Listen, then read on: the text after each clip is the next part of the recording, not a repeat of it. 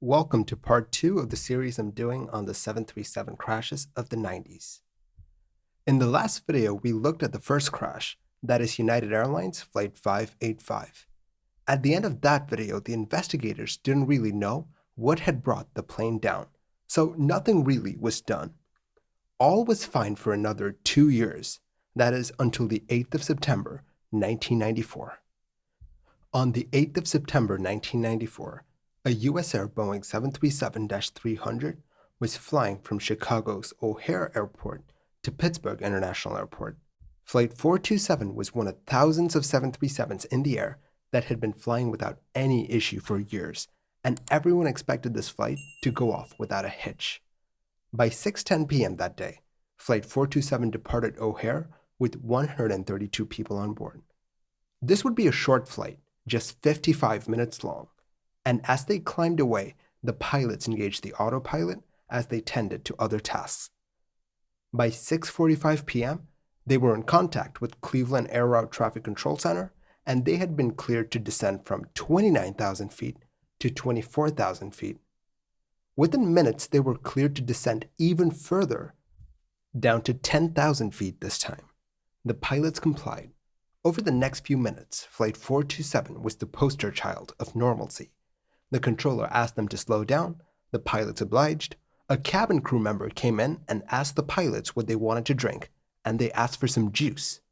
As the cabin crew member came back with the drinks that they had asked for, ATC asked them to turn right to 160 degrees. The controller was setting them up for an approach to runway 28 right.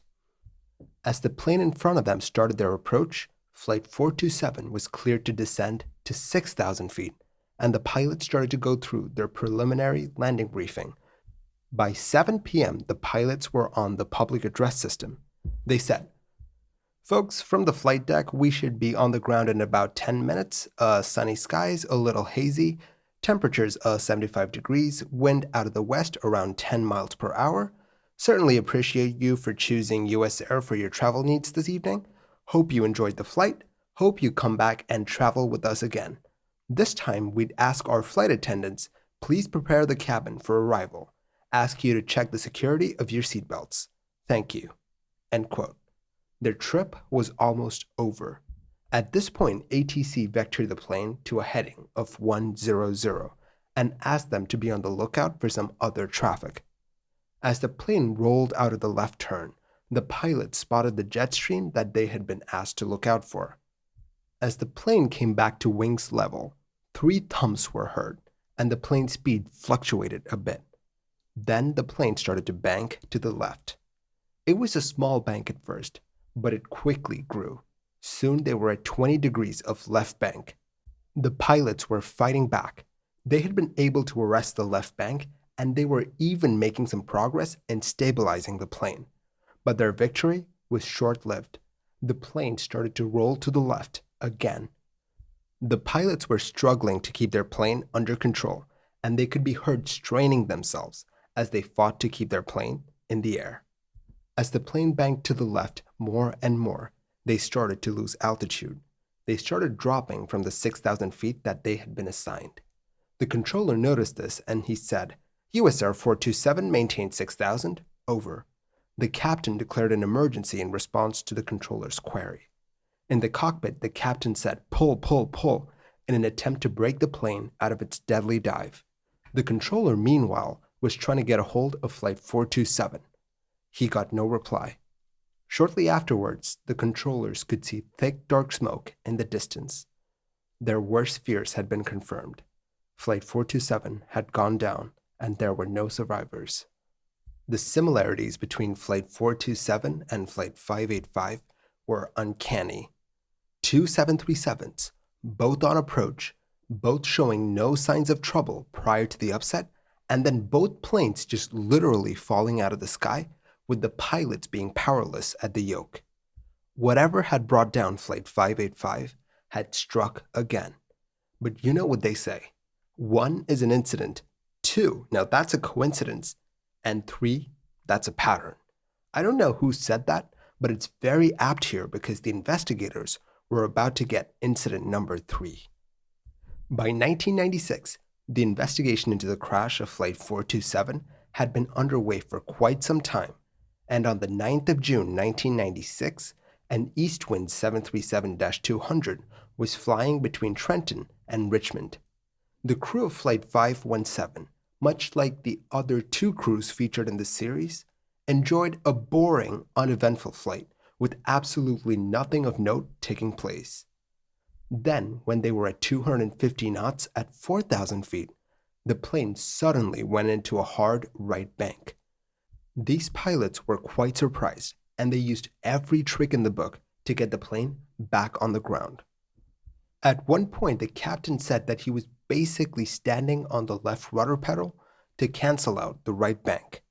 And for luckily all involved in Flight 517, these pilots were successful in recovering their plane. With that, that's 3 incidents, 3 different planes, 3 different operators, and 3 different geographies. In the investigation of United Flight 585, they considered that the mountains could have produced winds so strong that it could have caused the plane to crash. But with these new accidents, they were forced to look at the other theory. The 737 might have a fatal flaw. They checked every possible scenario to explain this away. They checked to see if a thrust reverser could have caused something like this, or random electrical signals, or even a break in the rudder cabling. Soon, they started to focus more and more on the rudder. The rudder of the 737 came under intense scrutiny. The 737 has a massive monolithic rudder at the back. The rudders of most planes are split in 2. This allows for a bit of redundancy for the plane. The rudder of the plane was actuated by a PCU, or a power control unit. If the rudder actuator were to jam up, then it could cause the pilots to lose control. That's a good theory, but they needed proof. Unlike in the case of United Flight 585, the rudder actuator from USAir 427 could be tested, and since Eastwind Flight 517 had survived, they could test these parts extensively. And boy, did they test extensively. In what I would call a very gutsy move, a Boeing test pilot, an FAA test pilot, and the pilot of Eastwinds Airlines Flight 517 decided to take the one plane that had survived the upset and decided to recreate the flaw in the air. I'm sorry, what? You want to recreate a potentially deadly control flaw in the air at 10,000 feet? I wouldn't step foot on that test plane. What about you? But these guys are obviously much braver than me. They put the 737 through its paces. The first few test flights gave them nothing useful, but with time they were able to recreate a bit of what the captain of Eastwinds 517 had experienced. As the flight tests went on, everyone else was testing everything that they could get their hands on. It was imperative that they solve this case. They didn't solve it after United 585, and the people on board USAir 427 had paid the price. With the stakes so high, the investigators threw everything at the wall to see what stuck. They checked the materials, they checked to see if air in the hydraulic system would cause something like this, and a load of other things. To understand why this happened, we're going to have to look at a valve that provides hydraulic fluid to the rudder actuator. Basically, when the pilot commands a rudder deflection, hydraulic fluid needs to be redirected to the actuator, and the valve helps you with that. You can see that the valve has 2 slides, a primary slide and a secondary slide. When a rudder movement is commanded, the primary slide moves and hydraulic fluid is allowed to flow through the valve. Now let's say the pilot calls for a rudder deflection at a really fast rate. In that case, you need more hydraulic fluid than what the primary slide can provide. So the secondary slide moves as well, sending even more hydraulic fluid to the actuator. When this works, this is a great system. Remember how I told you that the investigators threw everything that they had at the wall to see what stuck? Well, as a part of that, they performed a thermal differential test. That is, they took a cold actuator and then passed very hot hydraulic fluid through it. The difference in temperatures was not a problem for the newer actuators, but the one on USAir 427 and older models worked for a bit and then they started to seize up. The reason for that was that this secondary slide would get jammed to the wall of the valve. So when the secondary slide got jammed, it wouldn't move properly. More importantly, this primary slide could now move into a position that it was not supposed to be in, meaning that hydraulic fluid would be routed in a way that was not anticipated by the designers. So that hydraulic fluid would then cause a rudder hardover. The really shocking thing is that this wouldn't leave a trail. Like, there wouldn't be any physical damage on the valve itself that would let the investigators know that this had happened. So, why did this happen? The valve was manufactured by a company called Parker Hannifin, and in 1999, they dug up a few letters from 1966 from when they were prototyping this valve. As it turned out, they tuned the tolerances inside the valve to make sure that hydraulic fluid would not travel in the reverse direction.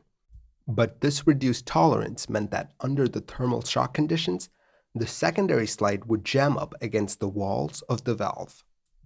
The really scary thing is that once the thermal difference was taken away, the valve would function as intended.